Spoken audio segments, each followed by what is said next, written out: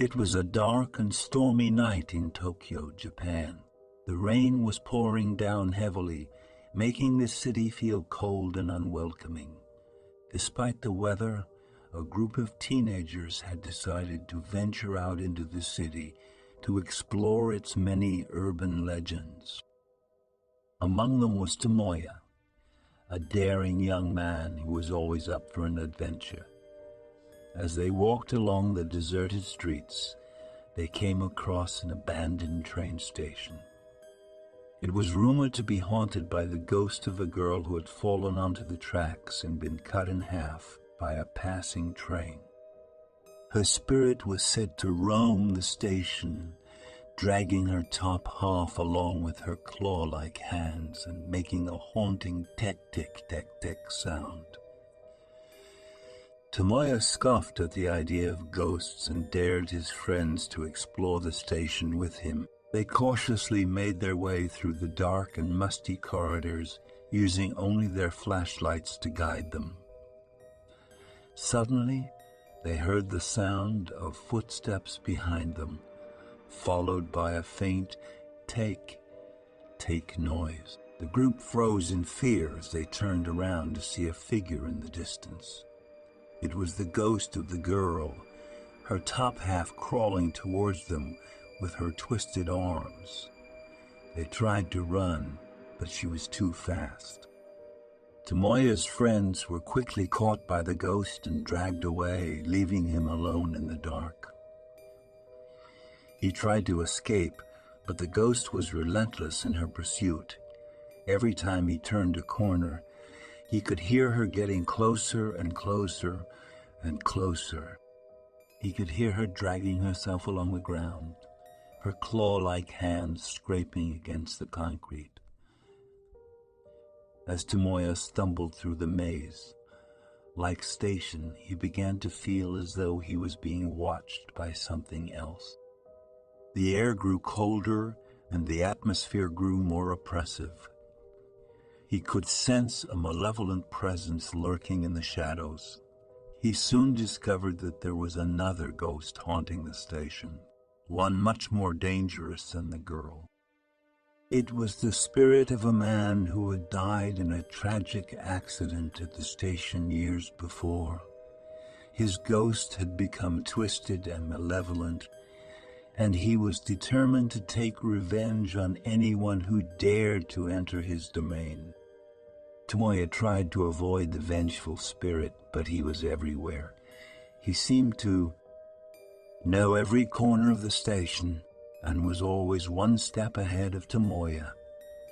He would materialize out of nowhere, his twisted face contorted in rage, and try to grab Tomoya with his spectral hands. As the night wore on, Tomoya became more and more disoriented. He didn't know where he was or how to escape. The ghost seemed to be closing in on him from all sides. He was trapped in a living nightmare, unable to wake up. Just when Tomoya thought all was lost, he saw a glimmer of light in the distance. It was a train slowly making its way towards the station. He knew he had to get on it, or he would be trapped in the station forever. He ran towards the train, with the two ghosts hot on his heels. Just as he reached the door, the malevolent ghost grabbed him by the arm, trying to pull him back. Tomoya could feel his grip tightening, his spectral fingers digging into his skin. With all his strength, Tomoya wrenched himself free and jumped onto the train. He looked back to see the two ghosts fading into the darkness, their angry faces twisted in rage. As the train pulled away from the station, Tomoya realized that he had narrowly escaped a fate worse than death. He would never forget the horrors he had faced that night, or the sound of the Teke-Teke ghost as she dragged herself along the ground. The end, or is it? As the train pulled away from the Tomoya sat in the train, panting heavily. his heart racing with fear. He looked out the window, hoping to catch a glimpse of the station disappearing in the distance. But something caught his eye, something that made his blood run cold. The two ghosts were running alongside the train, their twisted faces contorted in rage. They seemed to be getting closer and closer, as if they were determined to catch up to him. Tomoya tried to look away, but he couldn't. He was transfixed by the sight of the two ghosts chasing after him. Suddenly, the train shook violently, as if it had hit something. Tomoya heard a loud bang, followed by the sound of screeching metal. He looked out the window again, and what he saw made him scream in terror. The ghosts had caught up to the train and were climbing onto it, their twisted hands clawing at the windows, trying to break through. Tomoya could see their ghostly faces, twisted in anger and hatred. He could feel their malevolent presence filling the train car, suffocating him. Tomoya tried to run, but he found that he couldn't move. It was as if he was paralyzed, trapped in his seat by some unseen force. The ghosts continued to claw at the windows, their voices rising in an eerie, otherworldly howl. Then suddenly, the train jolted again, and the ghosts were thrown off. Tomoya watched in horror as they fell away from the train, disappearing into the darkness. He breathed a sigh of relief, thinking that he had finally escaped them. But as the train continued on its journey, Tomoya began to realize that something was very wrong. The train had slowed down considerably, and he could hear strange noises coming from the engine. He could feel a sense of dread building in his chest, like something terrible was about to happen. And then it did. The train suddenly lurched to a stop, throwing Tomoya forward in his seat. He looked out the window and saw that they were in the middle of nowhere, surrounded by dense forest. There was no station in sight, no signs of civilization. Tomoya knew that he was trapped. He was alone in the middle of nowhere with two vengeful ghosts hunting him down. He could hear their voices in the distance, growing louder and more sinister with each passing moment. Tomoya knew that he had to find a way to escape, but he was paralyzed with fear. He could feel the ghosts getting closer, their spectral forms almost tangible in the darkness. He could hear their voices whispering in his ear, promising him an eternity of pain and suffering. And then, just when all seemed lost, he saw a glimmer of hope. A small light appeared in the distance, flickering like a beacon in the darkness. Tomoya knew that he had to reach it. Tomoya knew that he had to reach it, no matter what the cost. With all his strength, Tomoya forced himself out of his seat and began to run towards the light.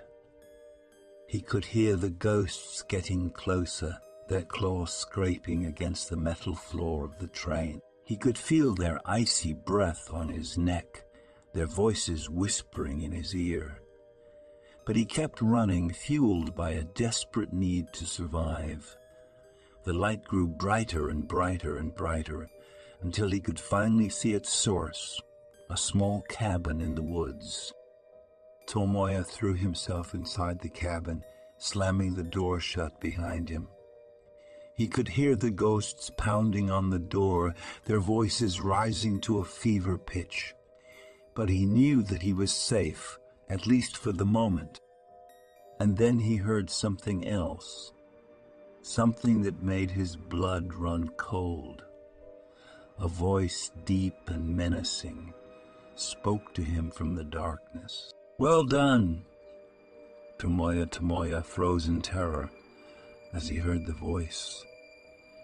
He looked around the cabin, but there was no one there. He was alone with only the ghost outside and the voice in the darkness for company. "Who are you?" Tomoya asked, his voice trembling with fear. "I am the one who brought you here," the voice replied. "I am the one who has been watching you, waiting for you. What do you want from me?"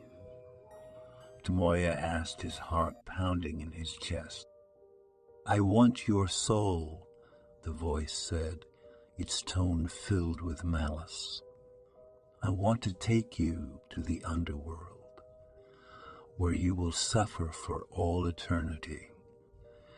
Tomoya felt a cold sweat break out on his forehead. He knew that he was in deep trouble. He had stumbled into something far beyond his comprehension, and he had no idea how to escape. Suddenly, the door to the cabin burst open, and the ghosts rushed inside. They were even more terrifying up close, their twisted faces contorted with rage and hatred. Tomoya tried to run, but the ghosts were too fast. They caught him by the arms and dragged him outside into the darkness. Tomoya screamed as he was dragged away, his heart pounding in his chest. He knew that this was the end, that he was about to be dragged down to the underworld to suffer for all eternity. And then something strange happened. The ghosts suddenly stopped dragging him and backed away, their twisted faces filled with fear. Tomoya looked around, confused, and then he saw her. It was Teke, the ghost girl who had haunted his nightmares for so long. She was standing in front of him, her twisted body still dragging on the ground.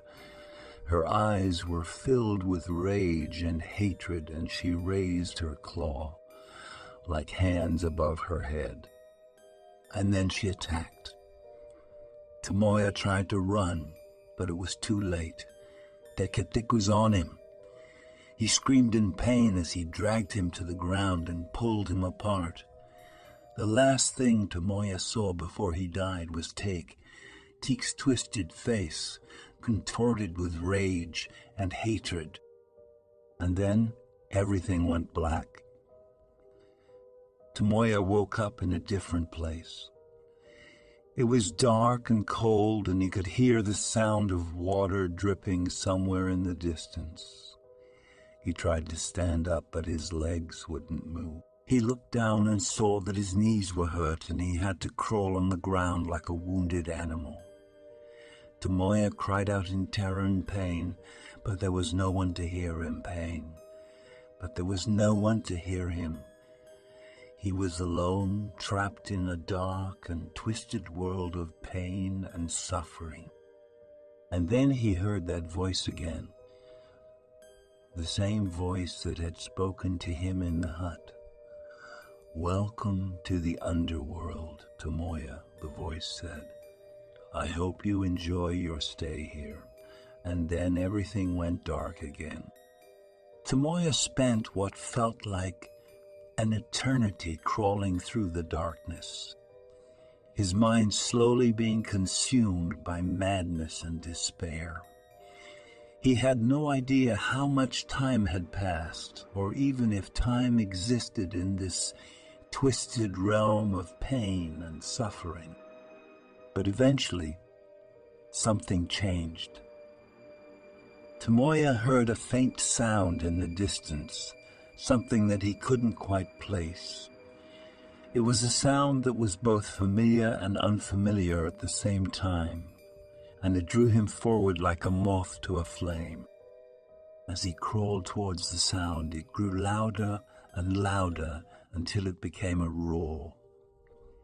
And then suddenly, he was there. He found himself standing on the edge of a vast abyss, a chasm that seemed to stretch on forever. And at the bottom of the abyss, he saw a faint light. Tomoya knew that he had to go down there. He had no idea what was waiting for him at the bottom of the abyss, but he knew that it was the only way out of this twisted nightmare. And so he jumped. Tomoya fell for what felt like an eternity, hurtling towards the light at the bottom of the abyss. He felt like he was being torn apart by some unseen force, but he couldn't stop. And then he hit the ground. Tomoya woke up in a hospital bed, surrounded by doctors and nurses. He looked down at his legs and saw that they were there, whole and unharmed. He tried to speak, but his throat was dry and sore. The doctors gave him some water, and he drank it eagerly. "What happened?" he asked, his voice barely above a whisper. The doctors exchanged glances, and then one of them spoke. "You were in a train accident," she said. "You were lucky to survive, but you've been in a coma for the last 6 months. Tomoya stared at her, his mind struggling to comprehend what she was saying. 6 months. It felt like he had been trapped in the underworld for an eternity. And then he remembered the cabin in the woods, the ghosts, and Teke-Teke. He shuddered at the memory, but it was over now. He was alive, and he was free. Or was he? As Tomoya recovered in the hospital, he began to notice strange things happening around him. Things that he couldn't explain. Doors opening and closing by themselves. Objects moving without any apparent cause. And a faint Teke-Teke sound that seemed to follow him wherever he went. Tomoya knew that he was still being haunted by the ghosts of the past. And he knew that he would never be truly free. For the rest of his life, Tomoya was plagued by nightmares of the underworld, of Teke-Teke and the ghosts that had haunted him for so long. And even in death, he knew that they would never let him go.